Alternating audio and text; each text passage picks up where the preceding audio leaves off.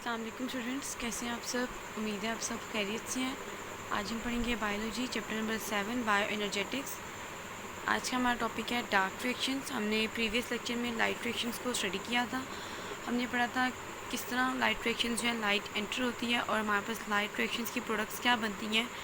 Oxygen बनती है और ATP और NADPH which is highly energy molecules. उसके बाद हमने ये पढ़ा था कि जो लाइट रिएक्शंस होते हैं वो कहाँ पे होते हैं, इन दी थैलाकोइड ऑफ क्लोरोप्लास्ट। थैलाकोइड हमने क्या पढ़ी थी, सैक स्ट्रक्चर होता है जो क्लोरोप्लास्ट के अंदर प्रेजेंट होता है, इसके अंदर लाइट रिएक्शंस होते हैं। उसके बाद हम डार्क रिएक्शंस की बात करते हैं तो हमने पढ़ा था जो डार्क रिएक्शंस हैं वो हमारे पास क्या होते हैं, क्लोरोप्लास्ट के स्ट्रोमा में होते हैं और इसकी प्रोडक्ट हमारे पास क्या बनती है, शुगर। कार्बन डाइऑक्साइड को रिड्यूस किया जाता है और क्या बना देते हैं वो शुगर मॉलिक्यूल्स, ठीक है।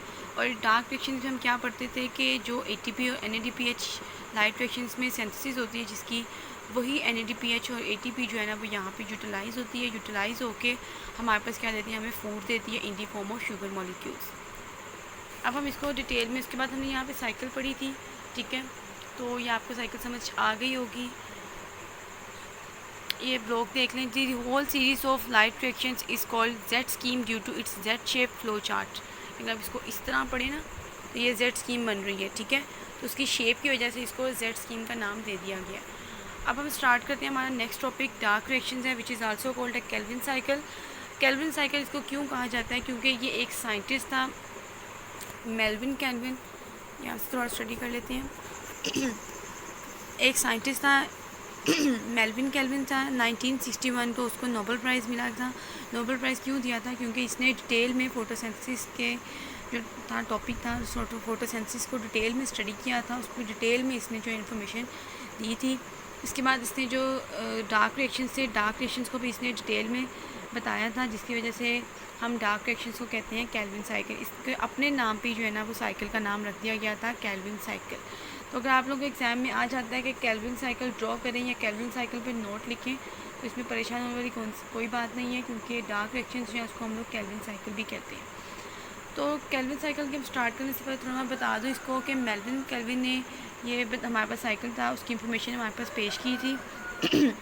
उसके बाद हम बात करते हैं कि इस साइकिल के हमारे पास 3 फेज़ आते हैं। इसमें हमने एक कार्बन जो है ना, हमने पढ़ा था कार्बन डाइऑक्साइड जो है रिड्यूस होती है और वो ग्लूकोज मॉलिक्यूल्स बना देती है। अब हमने इसमें पढ़ना है कि कार्बन डाइऑक्साइड किस तरह रिड्यूस होती है और किस तरह हमारे पास ग्लूकोज की सिंथेसिस होती है। 3 फेज़ इसमें आते हैं हमारे पास, कार्बन फिक्सेशन, रिडक्शन और रीजनरेशन। पहले कार्बन फिक्सेशन होती है, कार्बन जो है वो कंबाइन करते हैं और न्यू प्रोडक्ट्स, न्यू कार्बन जो होते हैं वो बनाते हैं। उसके बाद उसकी रिडक्शन की जाती है, उसके बाद दोबारा जो है ना वो कार्बन, पहले वाला कार्बन जो है वो बना दिया जाता है। इवेंट्स हम देखते हैं।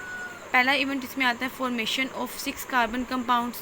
6 कार्बन वाले कंपाउंड्स इसमें बनाए जाते हैं। उसके बाद जो 6 कार्बन वाले कंपाउंड्स बनाए जाते हैं उसके बाद उसी को जो है वो तोड़ दिया जाता है, ठीक है। उसके बाद के स्प्लिटिंग ऑफ 6 कार्बन कंपाउंड्स है, पहले उसकी फॉर्मेशन हुई है, बाद में इसकी स्प्लिशन हो गई है। थर्ड पॉइंट हमारे पास आता है रिडक्शन ऑफ 3 कार्बन कंपाउंड्स है। 6 कार्बन वाले बने थे, फिर उसकी स्प्लिशन की थी, फिर 3 कार्बन वाले कंपाउंड्स बना दिए थे, फिर दोबारा जो है ना वो रीजनरेशन करके ओरिजिनल हमारे पास क्या था, 5 कार्बन कंपाउंड्स बना दिए। अब थोड़ा हम लोग साइकिल को डिस्कस कर लेते हैं।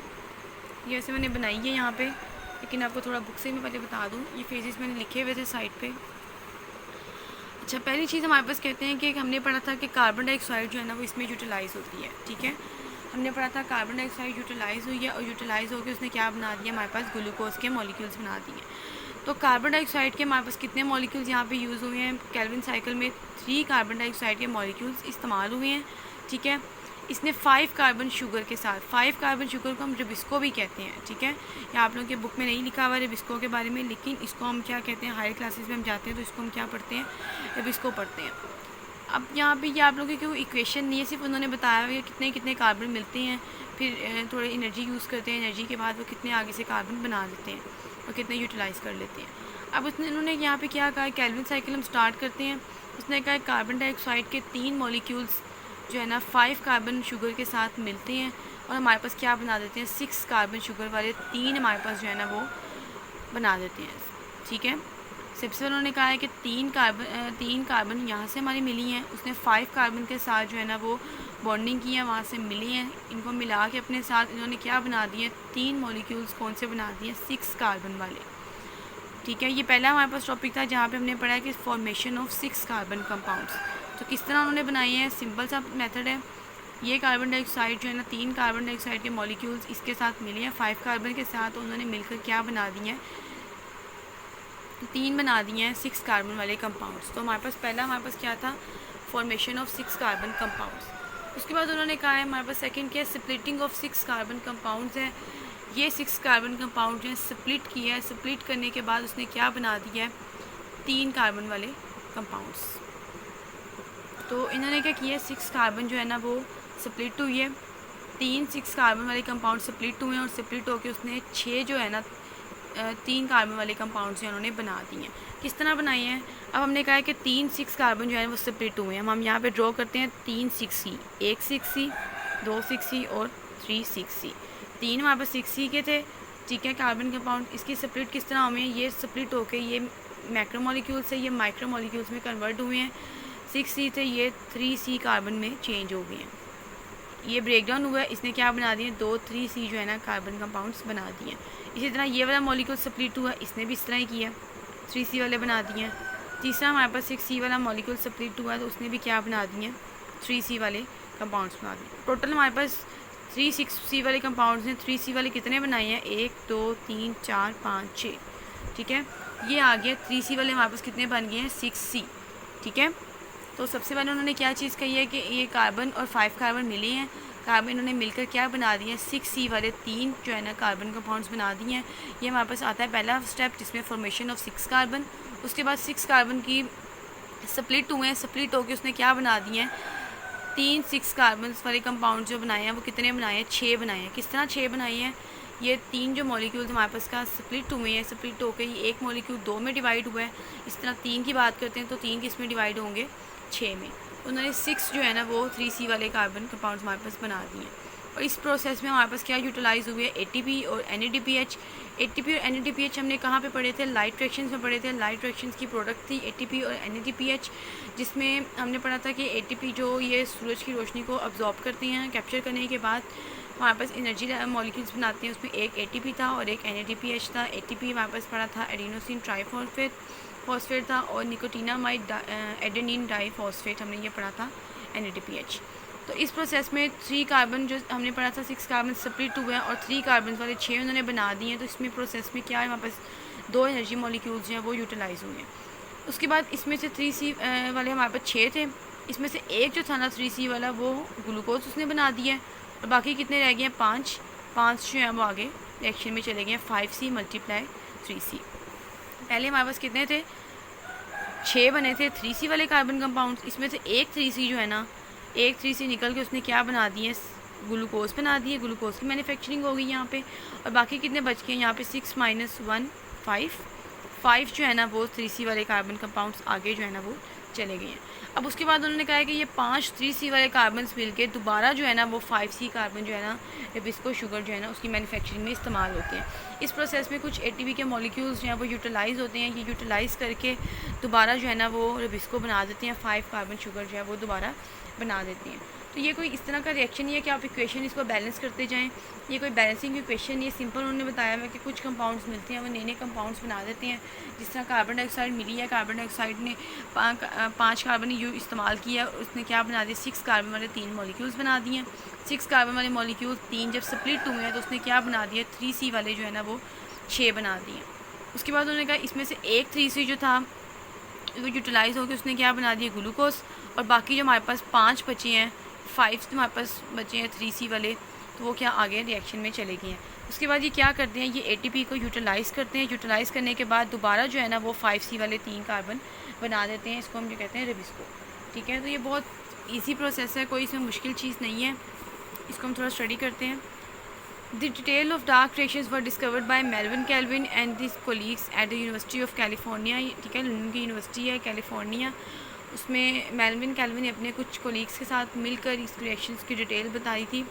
The summary of the events of dark reactions also known as Calvin cycle. Carbon dioxide molecules are combined with 5 sugar compounds to form temporary 6 carbon compounds, each of which split into 3 carbon compounds, ठीक है। पहले उसने क्या कहा, carbon dioxide किसके साथ मिली है, 5 carbon के साथ। उसके बाद उसने क्या किया, टेम्परेरी 6 कार्बन बना दिए हैं जो स्प्लिट किस में हो गया 3C में। 3C कितने बने उसके 6। The 3 carbon compounds are reduce to 3 carbon carbohydrate by using ATP and hydrogen from NADPH।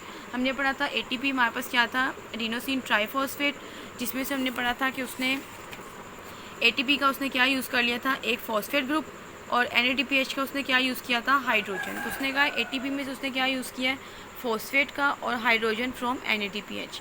The 3 carbon carbohydrates are use to manufacture glucose. 3 carbon जो एक था उसमें से, ठीक है, एक था जो इसमें से बना था, वो किसकी मैन्युफैक्चरिंग में यूज़ हुआ है, ग्लूकोज की मैन्युफैक्चरिंग में, जो हमारे पास फूड है जो हम प्लांट से हासिल करते हैं। और बाकी जो 5 बच गए थे 3C वाले कार्बन जो है वो आगे ट्रांसमिट कर दिए गए थे। These 3 carbon carbohydrates are also used to regenerate the original 5 carbon compound. This step also utilize ATP. दोबारा जो है ना इन्होंने कंबाइन किया है, थोड़ी एनर्जी जो है वो यूटिलाइज़ की है ATP को। उसके बाद उसने क्या बना दिया, दोबारा जो है वो रुबिस्को शुगर बना दी है, जो 5 कार्बन शुगर हम इसको कहते हैं।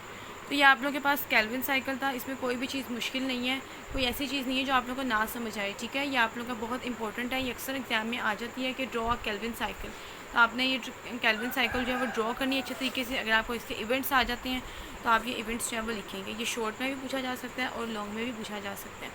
इसके अलावा आप लोगों ने लाइट रिएक्शंस की डायग्राम करनी है अच्छे तरीके से, ठीक है। और ये कोशिश कीजिएगा ये जो नाम है, प्रोटॉन है, इलेक्ट्रॉन है, ज़रा ध्यान से लिखना है, इसमें कोई भी गड़बड़ नहीं करनी। ये नहीं कि ये इलेक्ट्रॉन आपने यहाँ लिख दिया है, इस तरह आपने ध्यान से लिखना है कि कितने इलेक्ट्रॉन्स बने हैं और कितने इलेक्ट्रॉन्स हमारे पास यूटिलाइज़ हुए हैं, ठीक है। ये आपका लाइट रिएक्शंस का और डार्क रिएक्शंस का टॉपिक जो हमारे पास कंप्लीट हो गया है। अब आपको इसका लॉन्ग क्वेश्चन भी आ सकता है कि मैकेनिज्म ऑफ फोटोसिंथेसिस। अगर आपको लॉन्ग क्वेश्चन आता है मैकेनिज्म ऑफ फोटोसिंथेसिस, तो इट्स मीन कि आप दोनों लिखेंगे, लाइट रिएक्शंस और डार्क रिएक्शंस। अगर आपको सिर्फ एक पूछा जाएगा तो आप एक ही लिखेंगे। अगर आपको डिफरेंस आता है, लॉन्ग में आता है लाइट रिएक्शंस का, डार्क रिएक्शंस का, तो आप लॉन्ग अटैम्प्ट करेंगे पॉइंट्स की सूरत में। अगर आपको शॉर्ट में आएगा तो आप शॉर्ट जो है डिफरेंस यहाँ से लिख सकते हैं। और लॉन्ग में आप लोगों ने डायग्राम्स जो हैं वो दोनों की, बल्कि तीन डायग्राम है, तीनों आपने ड्रॉ करनी है, ठीक है। कोई भी चीज़ अगर इसमें आपको समझ ना आई हो, कोई पॉइंट अगर आपका क्लियर ना हो तो लाजमी पूछिएगा।